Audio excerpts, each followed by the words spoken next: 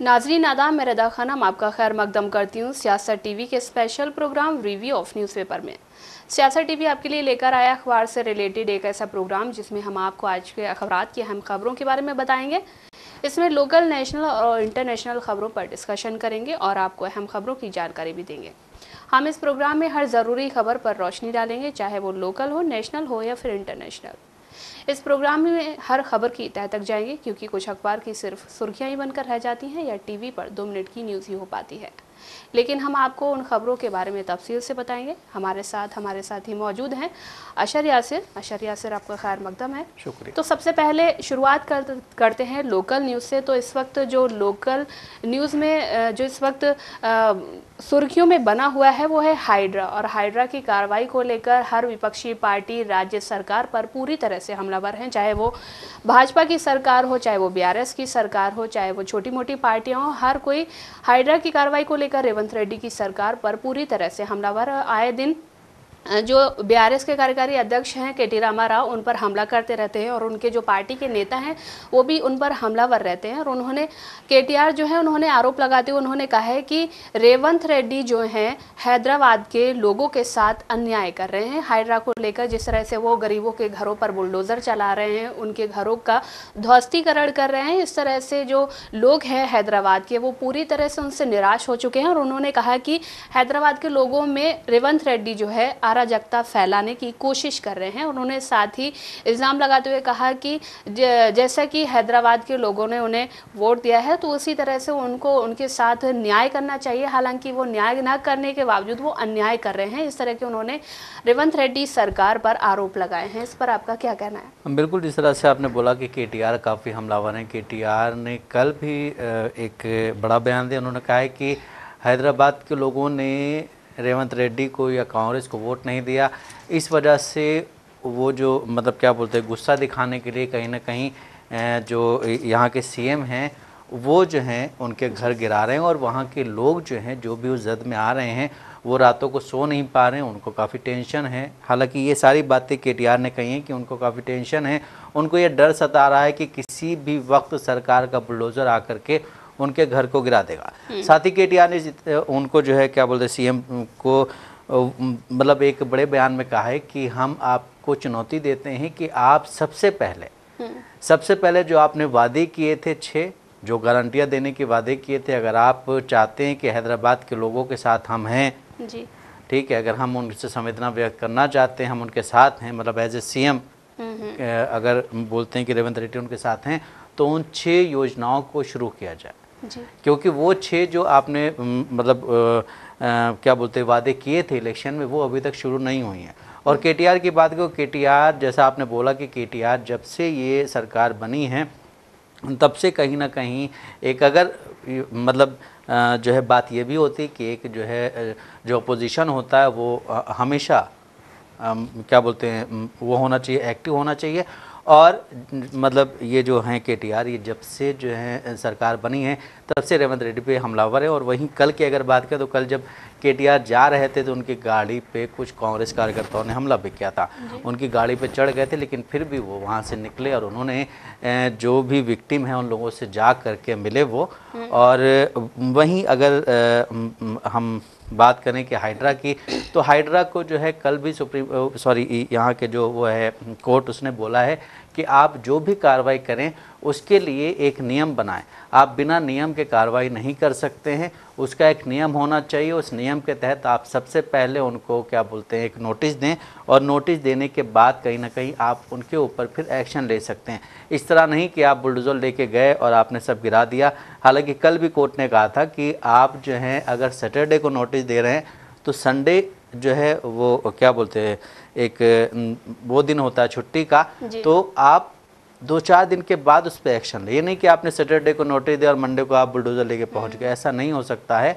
आपको उसके लिए एक नियम बनाने होंगे, उस नियम के तहत ही काम होगा। वहीं जिस तरह आपने बोला कि ये जो हाइड्रा की कार्रवाई हो रही है इसको लेकर के यहाँ का विपक्ष जो है वो काफ़ी हमलावर है, उसी बीच ये भी खबरें आ रही हैं कि कांग्रेस के भी कुछ लीडर्स ऐसे हैं जो कि नहीं चाह रहे हैं कि ये चीज़ें हों, क्योंकि इससे कहीं ना कहीं उन्हें पता है कि हमारा वोटर जो है वो नाराज़ होगा और जो अब वो होने वाले जीएचएमसी के इलेक्शन, उसमें इसका जो है असर देखने को मिल सकता है। वहीं अगर बात करें कि इस पे क्या असर हो सकता है, तो यहाँ पे जो पार्टी है हैदराबाद में एमआईएम, वो भी काफ़ी एक्टिव मोड में आ गई है, ठीक है, हाइड्रा को लेकर के वो भी काफ़ी ज़्यादा एक्टिव है, लोगों से जाके मिलने, क्योंकि जब पहला प्रोटेस्ट हुआ था तो उसमें कहीं ना कहीं लोगों का ये भी कहना था कि हाइड्रा को लेकर के असदुद्दीन ओवैसी भी कुछ नहीं बोल रहे हैं, ठीक है।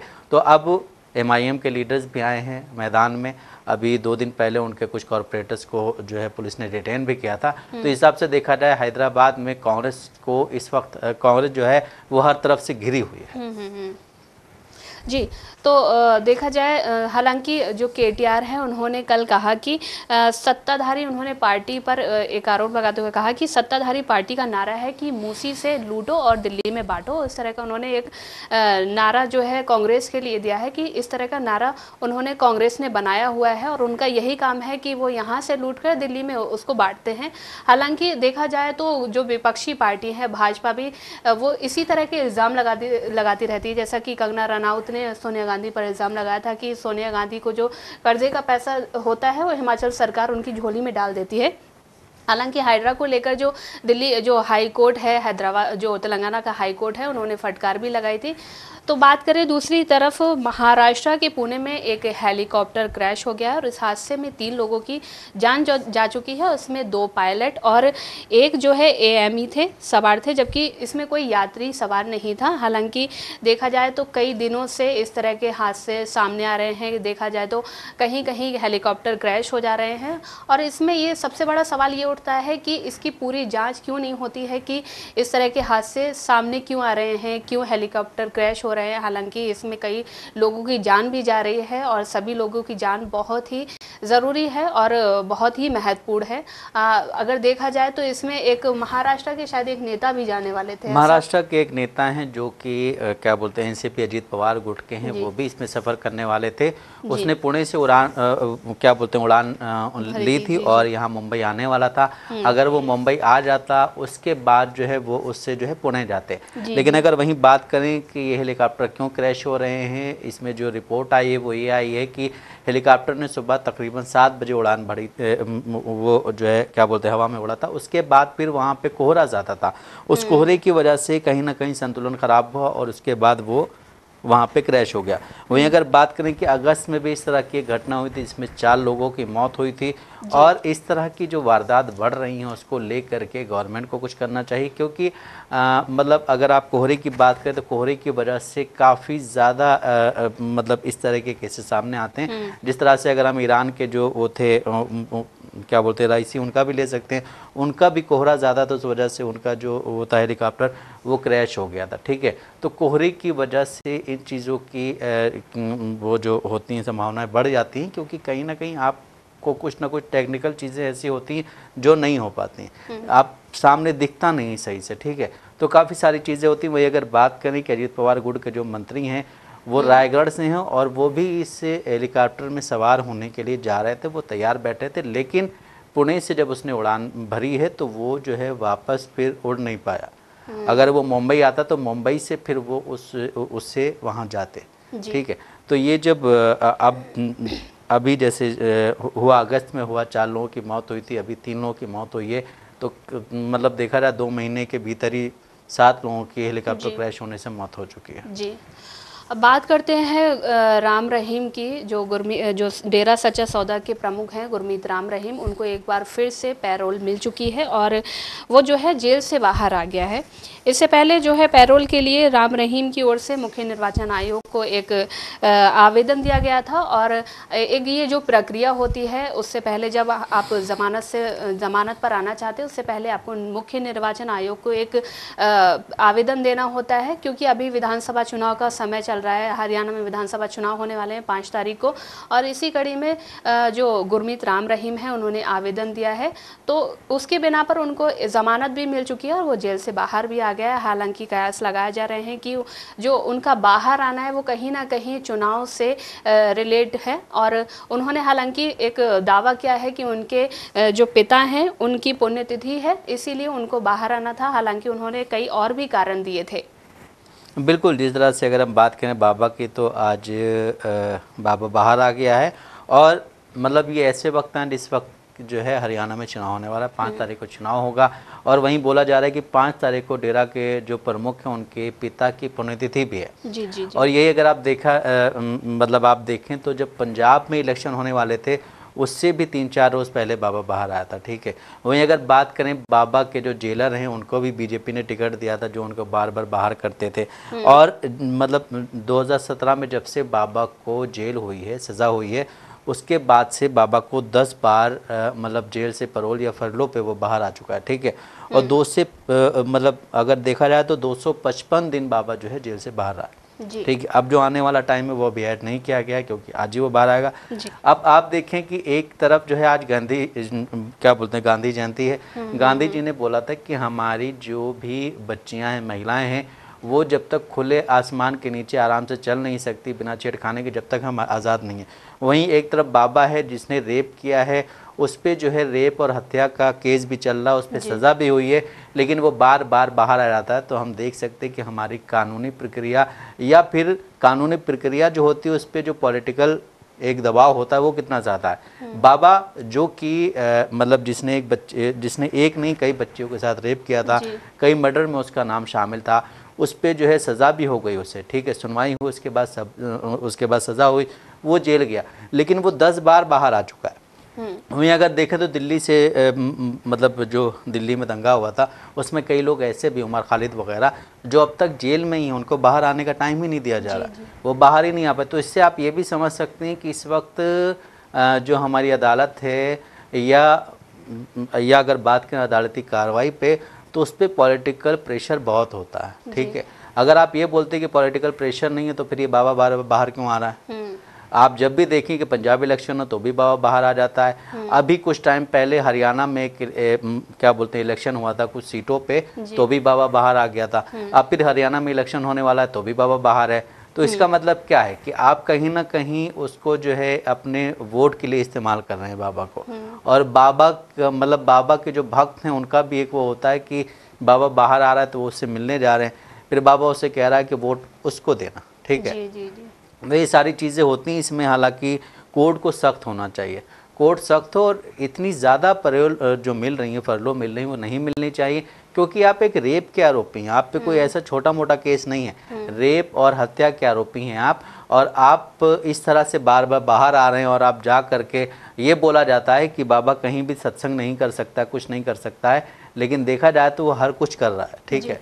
वो जो है क्या बोलते हैं, इससे जब वो मतलब 2017 में जेल में गया, उसके बाद जब बाहर आया था तो हरियाणा में हरियाणा में बीजेपी की गवर्नमेंट थी और बीजेपी के ही नेता उससे मिलने गए थे।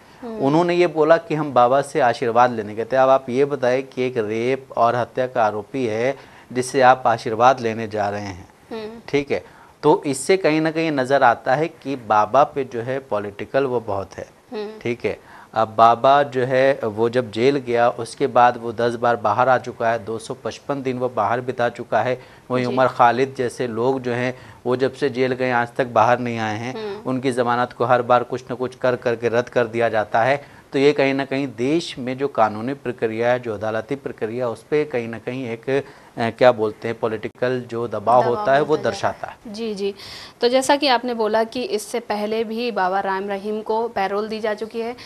देखा जाए जो एक आपने जो बोला कि इससे पहले जो लोकसभा के जो चुनाव हुए थे उसके दौरान भी उनको फरलो दी गई थी, और जो वहाँ के जो जेलर थे उनको भाजपा की तरफ से टिकट भी दिया गया था। हालांकि ये बात बहुत ही निंदनीय है और निंदा करने की योग्य है कि जब एक चुनाव आते हैं इस तरह के आरोपी को, अपराधी को जेल से बाहर कर दिया जाता है, तो कहीं ना कहीं आपकी पॉलिटिक्स पर भी एक तरह का सवाल उठता है। देखिए एक डेटा दिया गया यहाँ पे कि बाबा राम रहीम को 2017 में 10 बार पैरोल या फरलो मिल चुकी है।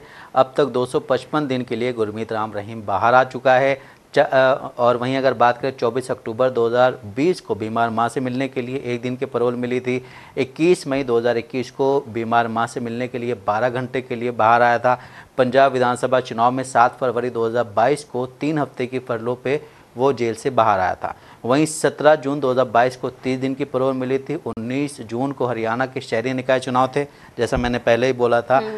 फिर वो 14 अक्टूबर 2022 को 40 दिन की पैरोल मिली थी। वहीं उस समय 30 और 2 नवंबर को हरियाणा में 2 चरणों में पंचायत का चुनाव था। तो आप देखें, जब भी इसको पैरोल या फैलो कुछ मिलती है तो उसके इर्द गिर्द कहीं ना कहीं कोई चुनाव जरूर होता है, ठीक है। जब भी कोई चुनावी ऐसा कुछ होता है, चाहे वो पंचायत चुनाव हो या कोई भी चुनाव हो, उसको बाहर लेके आना पड़ता है, क्योंकि कहीं ना कहीं बीजेपी का वोट, या अगर बात करें तो मतलब बीजेपी नहीं और भी कई लीडर्स होंगे जो इसके संपर्क में होंगे और कहीं ना कहीं उनकी वजह से ही वो जीतते हों। हालांकि बाबा राम रहीम को 20 दिन की इस बार पैरोल दी गई है। और वहीं बात करें विधानसभा चुनाव की, तो इस वक्त विधानसभा चुनाव का माहौल चल रहा है। हालांकि जम्मू कश्मीर में तीनों चरण के चुनाव जो है मुकम्मल हो चुके हैं। हरियाणा में चुनाव होना बाकी है, वहां पर 5 अक्टूबर को एक ही चरण में 90 विधानसभा सीटों पर चुनाव होने वाले हैं। और जो है पूरी पार्टियाँ, चाहे वो भाजपा, कांग्रेस या आम आदमी पार्टी, पूरे ज़ोर शोर से प्रचार कर रही हैं और लोगों को अपनी तरफ खींचने की कोशिश कर रही हैं। जो विपक्षी पार्टियां हैं उन पर इल्ज़ाम भी लगा रही हैं, आरोप भी लगा रही हैं। हालांकि भाजपा के जो नेता हैं वो कांग्रेस में फूट पड़ने की बात कह रहे हैं। लेकिन वहीं देखा जाए तो जम्मू कश्मीर की बात करें, जो जम्मू कश्मीर में कल जो चुनाव हुए हैं वो अच्छा परसेंटेज उसका रहा है। कल जो है जो चुनाव हुए हैं वो 68% 72% मतदान वहाँ पर हुआ है और बहुत ही अच्छी संख्या में वहाँ पर मतदान हुआ है। जो पहले चरण में मतदान हुआ था, दूसरे चरण में जो मतदान हुआ था, भारी संख्या में लोग वोट करने के लिए घरों से बाहर आए थे। लोगों में एक खुशी का माहौल था, एक उत्साह था लोगों में। हालांकि जो वहाँ पर विपक्षी पार्टियाँ थी उन्होंने रैलियाँ की थी, उन्होंने लोगों को संबोधित किया था। उस दौरान एक दूसरे पर उन्होंने आरोप भी लगाए थे। और जो वहाँ पर जो एनसी के प्रमुख हैं फारूक अब्दुल्ला ने, उन्होंने उस दौरान चुनाव के दौरान जो प्रचार किया था, जो लोगों को संबोधित किया था, उन्होंने उस दौरान 370 का भी जिक्र किया था। और वहां पर कांग्रेस ने भी 370 का जिक्र करते हुए कहा था कि हम इसको मिटा देंगे, हटा देंगे। हालांकि भाजपा ने उन पर प्रहार करते हुए कहा कि 370 एक इतिहास बन चुका है, ये कभी भी खत्म नहीं होगा। हालांकि कांग्रेस जो है उन्होंने एक कहा था कि जम्मू कश्मीर को स्टेटहुड का दर्जा भी दिलाकर रहेंगे। तो इसी दौरान देखा जाए तो वहां पर लोगों में एक उत्साह बना हुआ था। उन्होंने अपना डिसाइड कर लिया था कि हमें किसे वोट देना है। इसी कड़ी में कल जो चुनाव हुए हैं वो अच्छा प्रतिशत रहा है उन चुनाव का। बिल्कुल, जिस तरह से देखा जाए तो अभी तीनों चरणों में मिला करके जो इलेक्शन हुआ है जम्मू कश्मीर का, वो 63.45% हुआ है, ठीक है। ले दे के कहा जाए तो 63.5% मतदान टोटल हुआ है। और इसमें अगर बात करें पहले फेज़ की तो उसमें 61.38% वोट हुआ था। और दूसरे चरण में जो है 31% वोट हुआ था। और कल वाला जो हुआ उसको मिला करके टोटल अगर हम टोटल करेंगे तो ये हो रहा है 63.45%, ठीक है। वहीं अगर बात करें जम्मू कश्मीर चुनाव के, तो जम्मू कश्मीर में चुनाव ख़त्म हो चुका है। अब वहाँ की जो पार्टियाँ हैं या उन पार्टियों के जो लीडर्स हैं या उन पार्टियों के जो कैंडिडेट्स हैं, वो सारे 8 अक्टूबर का इंतज़ार कर रहे हैं। और उससे पहले 5 अक्टूबर को हरियाणा में चुनाव होना है। इस वक्त हरियाणा में जो है प्रचार प्रसार ज़ोरों पर है। वहाँ पे चाहे बीजेपी हो, कांग्रेस हो या वहाँ की क्षेत्रीय पार्टियाँ हों, वो काफ़ी ज़्यादा मेहनत कर रही हैं। आम आदमी पार्टी भी काफ़ी मेहनत कर रही है। अब देखना ये है कि हरियाणा की जो आवाम है, हरियाणा की जनता किसे अपना नेता चुनती है। क्योंकि देखा जाए तो हरियाणा में जब ये माहौल चला चुनाव का, उससे पहले किसान आंदोलन हो या फिर जो पहलवान का प्रोटेस्ट था, उसमें कहीं ना कहीं हरियाणा की आवाम जो है वो वहाँ की सरकार से नाराज़ थी। उसमें ये भी बोला जा रहा है कि कहीं ना कहीं अगर देखा जाए तो जो ये सीएम चेंज किए गए थे खट्टर, उनको भी इसी वजह से चेंज किया गया था कि हम लेवल चेंज करके बोतल वही दे रहे हैं आपको, ठीक है। हालांकि ये कांग्रेस की तरफ से बोला भी यही गया था कि हमने सिर्फ वो चेंज किया है, पैकेट अंदर माल वही है, ठीक है। जिस तरह से वहाँ पे बयानबाजी चल रही है, चाहे वो अनिल विज हों, वो कहते हैं कि हम एज ए सीनियर बीजेपी के लीडर हैं तो हमें मुख्यमंत्री बनना चाहिए। वहीं अगर बात करें कांग्रेस की, तो कांग्रेस में भी ये बोला जा रहा था कि फूट पड़ गई है। कुमारी शैलजा, भूपेंद्र सिंह हुड्डा और हरदीप सुरजेवाला, इन तीनों ने अपना एक ग्रुप बना लिया है। लेकिन बाद में राहुल गांधी गए वहाँ पे और राहुल गांधी ने तीनों को एक साथ खड़ा किया और काफ़ी सारी बातें हुई हैं। और ये भी बोला जा रहा है कि कहीं ना कहीं अब वो चीज़ें सब ख़त्म हो गई हैं।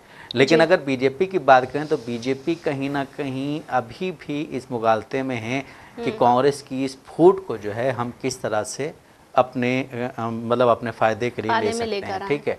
वहीं लेकिन अगर बात करें इस वक्त जो है आम आदमी पार्टी भी वहाँ पे हरियाणा में काफ़ी ज़्यादा एक्टिव हो गई है, ठीक है। अगर बात करें हम जम्मू कश्मीर को तो जम्मू कश्मीर में इस वक्त जो है इलेक्शन हो चुका है। जम्मू कश्मीर के लोग, और अगर देखा जाए तो जम्मू कश्मीर में एक अच्छा परसेंटेज सामने आया है 63.45%, ठीक है। काफ़ी अच्छा परसेंटेज है। तीनों अगर मिला लें चरण तो तीनों चरणों को मिला करके काफ़ी अच्छा है। लेकिन अभी भी वहाँ पे जो है वो बयानों का सिलसिला जारी है। कल भी जब वोटिंग हो रही थी तो कहीं ना कहीं नेशनल कॉन्फ्रेंस या पीडीपी या बीजेपी को लोगों ने मतलब अगर आप वोट देने जा रहे हैं तो आप वोट के बारे में बात कीजिए, लेकिन उन्होंने 370 से रिलेटेड भी बातें की थी। इस पे जो है अगर देखा जाए तो क्या बोलते हैं, एक्शन लेना चाहिए इलेक्शन कमीशन को, क्योंकि आप वोट देने जा रहे हैं, वोटिंग के दिन आप भाषण नहीं दे सकते जी। तो जो जिस तरीके से कल जम्मू कश्मीर के तीनों चरण के चुनाव मुकम्मल हो चुके हैं, उसी कड़ी में फारूक अब्दुल्ला जो हैं एनसी के प्रमुख, उन्होंने खुशी जाहिर करते हुए कहा कि लोगों ने भारी संख्या में बाहर आकर मतदान किया और इस बात की मुझे बहुत ही खुशी है। और उन्होंने कहा कि मुझे पूरा यकीन है कि सरकार, आने वाली सरकार हमारी होगी, कांग्रेस और एनसी के गठबंधन की। हालांकि उनसे जब रिपोर्टर ने जो सवाल पूछे, मीडिया ने जो सवाल पूछे कि आप पीडीपी के साथ जा सकते हैं या भाजपा के साथ, तो उन्होंने कहा कि पीडीपी के साथ हम सोचेंगे जाने के बारे में, लेकिन अभी ऐसा कुछ साफ नहीं है। लेकिन उन्होंने साथ ही ये भी कहा कि अगर भाजपा की बात की जाए तो हम भाजपा के साथ कभी भी नहीं जा सकते, कतई नहीं जा सकते। और उन्होंने साथ ही जो वहाँ पर जो इंजीनियर रशीद है उनका भी जिक्र किया जा रहा था। उनका कल खबरें फैली हुई थी कि इंजीनियर रशीद जो है भाजपा के साथ जा सकते हैं। बिल्कुल, जिस तरह बिल्कुल आपने सही बोला कि जिस तरह उनकी खबरें फैली हुई थी, लेकिन उन्होंने इस चीज़ को क्लियर किया कि मैं भाजपा के साथ नहीं जाऊंगा, और अगर मैं भाजपा के साथ गया तो मैं 370 से रिलेटेड जो चीज़ें हैं उनको क्लियर करके मैं जाऊंगा, ऐसे नहीं जाऊंगा मैं भाजपा के साथ। तो बात करते हैं इस वक्त इज़राइल और इज़राइल की। इज़राइल जो है लेबनान में लगातार हमले कर रहा था। अगर देखा जाए, अगर बाकी दिनों की बात करें, इज़राइल ने जो गाज़ा फ़िलिस्तीन पर जो हमले किए थे चुन चुन कर, उसमें महिलाओं और बच्चों को निशाना बनाया गया था। वहीं पर उन्होंने जिस वक्त ये हमले किए जा रहे थे उस वक्त भी इज़राइल के जो पीएम है नेतन्याहू, उनका बयान सामने आया था। उन्होंने कहा था कि हम गाज़ा को, फ़िलिस्तीन को पूरी तरह से ख़त्म कर देंगे। और उसी में जो बीते दिनों जो लेबनान पर इजराइल हमले कर रहा है उसमें भी उन्होंने यही कहा था कि हम इस क्षेत्र को पूरी तरह से तबाह कर देंगे ताकि हम पर कोई जवाबी कार्रवाई ना हो सके। और इसी कड़ी में नेतन्याहू ने कल जो है लेबनान ने जो है, ईरान ने जो है जवाबी कार्रवाई करते हुए इजराइल पर हमला किया है और 180 बैलिस्टिक मिसाइलें दागी हैं और इसमें काफ़ी नुकसान भी हुआ है। और ईरान ने सैन्य और सुरक्षा एजेंसियों को निशाना बनाते हुए वहाँ पर बैलिस्टिक मिसाइलें दागी हैं। बिल्कुल, जिस तरह से देखा जाए कि बीती रात जिस तरह से ये जो आप बोल नहीं 180 200 के दरमियान मिसाइलें आई थी, ठीक है। और इन ये जो भी दागी गई ये क्या बोलते हैं वहाँ के तेल अवीव पे दागी गई हैं और वहाँ के सैन्य ठिकानों को ज़्यादा निशाना बनाया गया है। हालांकि इजराइल जो मिसाइलें दागता है वो रिहायशी इलाकों में दागता है, ठीक है। वहाँ के लोग मतलब वो लोगों का नुकसान करता है, ये चीज़ों का नुकसान करें। इसी बीच एक खबर और आई है कि कल रात के हमले के बाद अभी जो रिपोर्ट आई है उसका सही से खुलासा हुआ नहीं, लेकिन एक न्यूज़ आ रही है कि कल रात के हमले के बाद एक बार फिर से इजराइल ने जो है वो हमला किया है, ठीक है। और वहीं अगर बात करें कि इस हमले के बाद कहीं ना कहीं अमेरिका ने जो है एक काफ़ी सख्त रुख अपनाया है और वो कह रहा है कि हम जो इजराइल के साथ हैं और अपने जो भी सैन्य जो लोग हैं वहाँ के जो सैनिक हैं उनको जो है कहीं ना कहीं ये अलर्ट कर दिया है कि आपको इजराइल का साथ देना है। वहीं अगर बात करें इस हमले के बाद कल रात जो हुआ है उसके बाद इस वक्त क्रूड ऑयल जो है उसकी कीमत काफ़ी बढ़ गई है, 4% बढ़ गई है। और अगर बात करें हम शेयर मार्केट की तो शेयर मार्केट में भी काफ़ी गिरावट सामने आई है, ठीक है जी। अब वहीं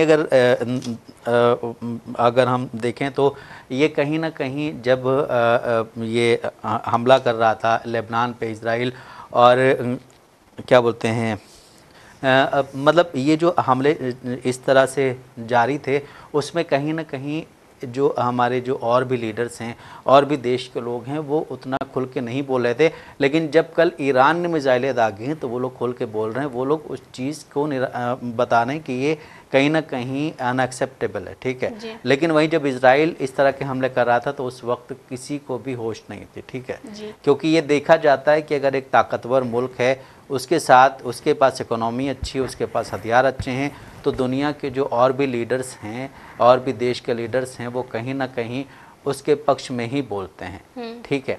और वही चीज़ कल भी सामने आई है कि कई ऐसे देश के लीडर्स हैं जिन्होंने इस हमले को जो है निराशाजनक बताया। उन्होंने कहा है कि इस हमले की कोई ज़रूरत नहीं थी, लेकिन ईरान ने बोला है कि हमारी तरफ से ये एक शुरुआत है, अब अगर इसके बाद आपने कोई हमला किया तो इससे भी बुरा असर होगा। लेकिन वहीं देखा जाए तो इजराइल में कल जो उसने एक डोम बनाया था, कहीं ना कहीं उसका भी काफ़ी नुकसान हुआ है, क्योंकि पहले जो मिसाइलें आती थी जो भी आते थे वो हवा में ही ख़त्म हो जाते, लेकिन कल वो गिरे हैं। इसका मतलब इजराइल का बहुत नुकसान हुआ। इजराइल के लोग जो थे वो उसमें चले गए थे शेल्टर में, और वहाँ की जो वीडियोज़ आ रही थी, चाहे वहाँ पे जो भी लोग हैं हिंदुस्तानी, वो भी अंदर से वीडियो बना के शेयर कर रहे थे कि हम लोग सेफ़ हैं। लेकिन इससे ये बात समझ में आई है कि कहीं ना कहीं आप किसी को भी हल्के में नहीं ले सकते।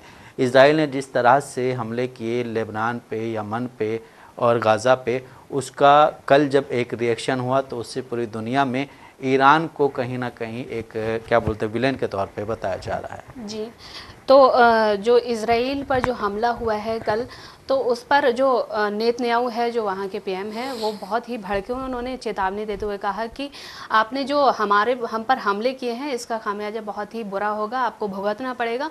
और देखा जाए जो पिछले दिनों जो लेबनान पर जो हमला किया गया था इज़राइल की तरफ से, जो हिजबुल्लाह के उसमें सुप्रीम कमांडर जो मारे गए थे नसरुल्लाह, उनकी जो वहाँ पर जो शहादत हुई थी उसकी आग जो है हमारे हिंदुस्तान में भी पहुँच चुकी थी। हालांकि हिंदुस्तान में जो शिया समुदाय के जो लोग हैं उन्होंने विरोध प्रदर्शन किया था लखनऊ में, और काफ़ी संख्या में, भारी तादाद में इसमें लोग शामिल हुए थे। करीब इसमें 5000 से ज़्यादा की संख्या बताई जा रही है जो इसमें विरोध प्रदर्शन में शामिल हुए थे। हालांकि जो योगी सरकार है उन्होंने एक्शन लेते हुए इस पर कड़ा रुख भी अपनाया था। इसमें 50 लोगों के से ज़्यादा ही शायद एफआईआर दर्ज की गई। बिल्कुल बिल्कुल। इसमें जो है संडे को जो है लखनऊ में जो कि इमामबाड़ा है वहाँ पे जो है क्या बोलते हैं शिया कम्युनिटी ने वहाँ की जितनी भी दुकानें थी वो सारी बंद की थी। उन्होंने 3 दिन के सोग मनाने का मतलब क्या बोलते हैं वो किया था ऐलान, और उसके बाद फिर कहीं ना कहीं देश में, पूरे देश में इसको लेकर के एक चर्चा होने लगी थी कि लखनऊ में इतनी बड़ी तादाद में शियाओं ने इसका विरोध क्यों किया। वहीं अगर देखें तो जम्मू कश्मीर में भी इसका विरोध हुआ था। जम्मू कश्मीर में भी रैलियां निकाली गई थी। पीडीपी की जो चीफ है मुफ्ती, उन्होंने भी अपनी क्या बोलते हैं रैली को एक दिन के लिए रोक दिया था। तो इस तरह की चीज़ें देश में होती रहती हैं। और अगर हम देखें तो इस वक्त जिस तरह से योगी आदित्यनाथ ने इसका मतलब इस पे एक्शन लिया है, वहीं जब इज़राइल के मतलब जब इज़राइल हमला करता है उसके लिए जब लोग बोलते हैं तो उस पर कोई हमला नहीं होता। जी, तो जैसा कि नाज़रीन आपने देखा कि हमने आपको न्यूज़पेपर के ज़रिए हम खबरों से रूबरू कराया है। ऐसी ज़रूरी खबरों से रूबरू होने के लिए हमारे साथ इस प्रोग्राम से जुड़े रहें, और अगर आपकी इस प्रोग्राम से रिलेटेड कोई भी राय है तो हमें कमेंट बॉक्स में ज़रूर लिखें। इसी के साथ हमारा प्रोग्राम ये ख़त्म होता है। मुझे और मेरे साथी अशर यासिर को दें इजाज़त। अल्लाह हाफिज़।